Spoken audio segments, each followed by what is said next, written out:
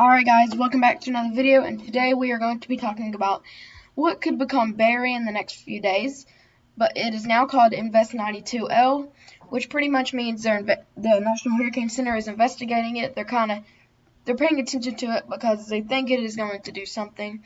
What I have circled is where it is right now. You can see it's starting to get that little bit of a spin because that upper level system, and you can see it'll move down into the Gulf around Florida, and then it's way different than yesterday. We're thinking it can make landfall between Texas and Louisiana. Yesterday it was Louisiana, like Alabama, Mississippi, so y'all need to stay tuned because this has changed a lot. If you really want to know, please do stay tuned for this.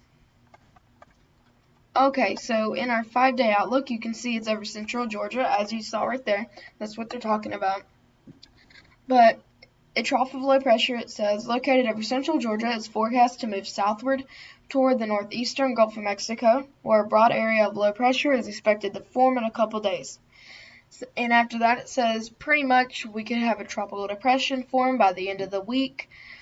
And that's pretty much what it's saying, but it's saying heavy rainfall will still be bad on the Gulf Coast, so we still need to stay, even if it does not become any tropical system, it still has a lot of rain, which can do flooding. Look at Houston, look at Wilmington, North Carolina with Florence. Both of them flooded really bad, so we just have to pay attention to the system no matter what. Even if it gets a name, it doesn't really matter because then you still have the impacts of the rain and storm, maybe even some rough surf, and the ocean won't be the best for people on the coast anyway.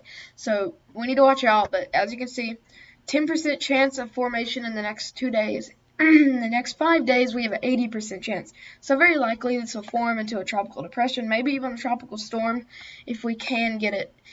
Because sometimes these do better than we think they will.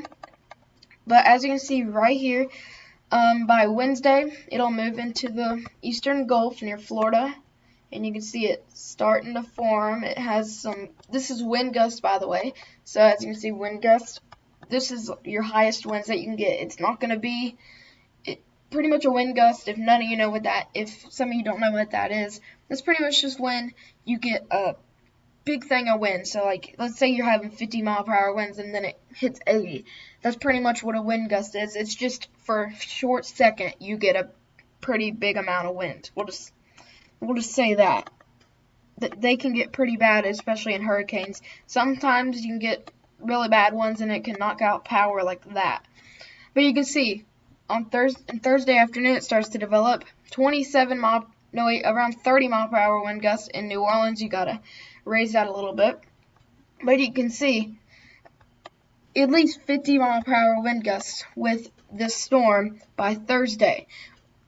As you can see, if you do this, the KT, you have to times it by 1.15, and then you get what you need. So, for example, 43 times 1.15 would be 49, or around 50, the 50-mile-per-hour wind gusts.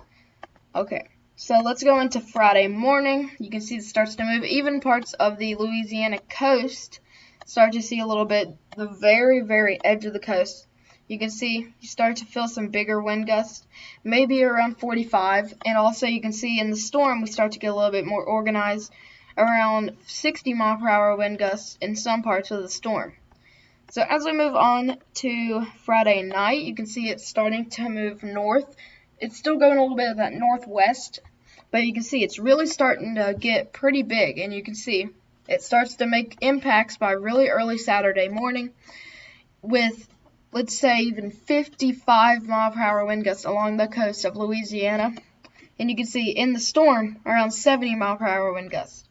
So if we go to Saturday at 12 p.m., it has really moved in.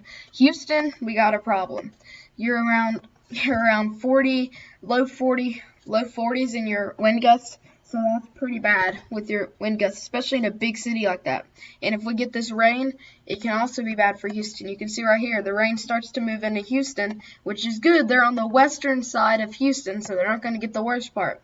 But if you're in Iowa or Lafayette, Louisiana, you need to watch out. Even places like Beaumont, you need to watch out because it could be making landfall in Beaumont, and it could be pretty bad there. So we definitely do Need to pay attention to this rain also, but the wind gusts could be pretty bad too, just not the worst part of the storm. But you can see easily above 70-mile-per-hour wind gusts by Saturday, late Saturday morning, out off the coast, not on the coast yet. But once we hit around 3 p.m. Saturday, we're really close to landfall, as you can see.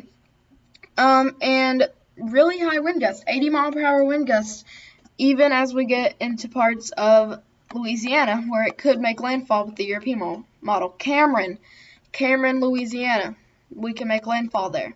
Not landfall, but that's where we're gonna. That's where the saying we're gonna have big wind gusts. The landfall will be around Beaumont. That's where it'll be around. You can see it makes landfall around Saturday night.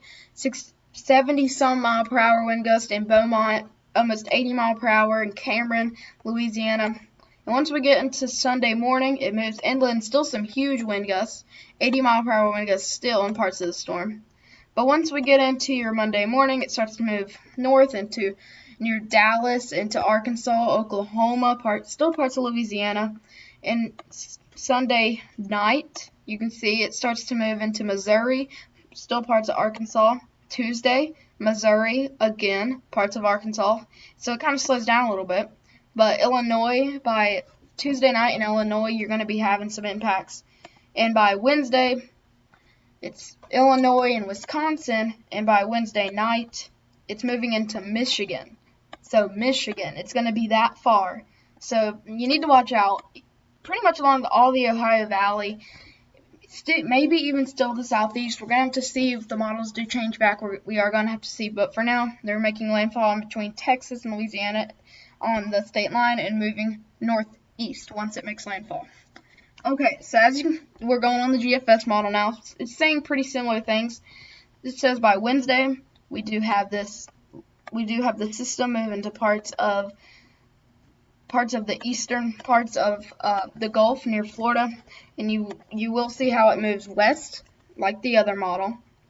But you can see by Thursday, it's out in the ocean. Looks pretty strong. Tropical depression, maybe even tropical storm. We will have to see. Not that strong, but it does look a little strong. Strong enough to make some impacts. But this does make landfall farther southwest in just Texas. So I need to check where that is. We need to check where that is just to be safe. Let's check. Okay, so it's going to be around Houston and Victoria, Victoria, San Antonio, and Corpus Christi. Watch out. This is saying it'll make landfall around there. Somewhere in here is where it will make landfall with the GFS model. I'm not saying it will, but with the GFS model, that's what it's saying. So we need to watch out there too. So multiple spots to watch out for. But you can see it moves northeast once again. And then it really just dissipates on this model, but, the impact will go with it. It always does. But that is what the GFS model is saying. We'd never use the Icon model, but I decided to use it once again today because it's not doing too bad with this storm. So we're going to use it again. Okay, so you can see this says by Wednesday it moves into the Gulf, eastern Gulf near Florida once again. Starts to move west. Okay, sorry, I had it on the wrong keybind. But it starts to move west, and you can see it really does gain some strength, especially on the southern side of the storm. And eastern side, of course. The western side usually isn't that bad. But, okay, so as you can see, it makes landfall around Lafayette once again. So we have two models saying it'll make landfall around Lafayette, Beaumont, around that area in Louisiana and the Texas border. You can see it looks pretty strong, 984 millibar storm. And it's looking pretty strong. It's looking pretty impressive. Now this one takes it once again through near Dallas into Oklahoma, Arkansas, and then through Missouri. And then the model ends, but it's pretty much going to take the same track as the European model, but it may go a little bit more east. It may go a little bit more east, but not too much. It's not going to be too much different than the European model. So we have two models agreeing. GFS model is close to agreeing, but not directly on there agreeing. So models are starting to come together. It's looking more likely. We will keep y'all updated. We will be back with another video tomorrow. So if anything changes. But I will see you guys in the next one. And once again, we're on Facebook. Go follow us on Facebook. And once again, subscribe, leave a like down below if you did enjoy. And we will see you guys in the next one. Goodbye.